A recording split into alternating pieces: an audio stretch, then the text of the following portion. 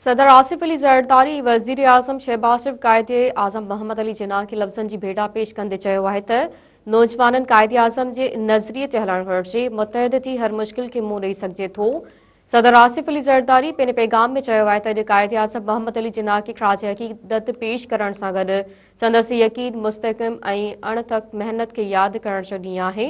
कायदे आज़म जमहूरियत, इंसाफ़ ऐं बराबरी जो अलमबरदार हो।